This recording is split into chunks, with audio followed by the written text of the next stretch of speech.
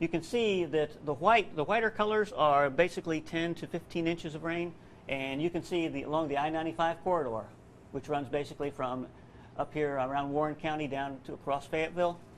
Right along the I-95 corridor and points east got the heavier rainfall. So even though we got a lot of rain and flooding in Wake County and points to the west of us, by far the greater flooding is going to be east, which is going to be in Tarboro area, Goldsboro, and Fayetteville. We hear a lot about rivers cresting. What does that mean, and how does it impact, say, the land around those rivers? Okay, and we could probably just take a look at one of my hydrographs. This is Smithfield, a place that we're quite used to, in the news and all. Everyone knows where Smithfield is. In Goldsboro, which is only 25 miles downriver as the crow flies. So these are only 25 miles apart. The rainfall and the river reaction from Smithfield, notice very, very fast rise. And we had a lot of water that came in directly into the stream, and in from upstream at Clayton, it came in and it crested about 29 feet. That's the highest point. And then it started to fall off very rapidly. And in fact, it'll be below flood stage within another 24 to 48 hours. But downstream, remember this is only 25 miles, and we had the heavy rain in this area. Here's Goldsboro, and here's the initial very fast rise from the 15 inches of rain. And now the water is starting to rise again from the water that's coming downstream from Smithfield. So we're getting like a secondary crest a day later, or actually 48 hours later. It takes 48 hours to get that 25 miles. So the river has not even crested in Goldsboro yet, and that flooding is going to be prolonged on into the weekend. And as we look at some of the other cities in that area, what will be some of the other cities that are going to be impacted from flooding, say, from rivers and other bodies of water?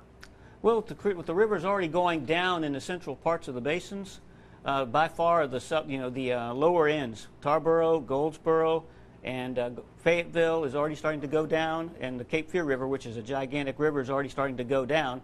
So the farther east and southeast you live, the longer the flooding is going to linger.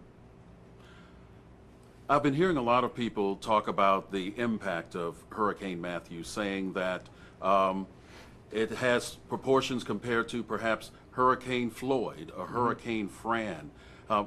In your years of expertise, do you see it that way?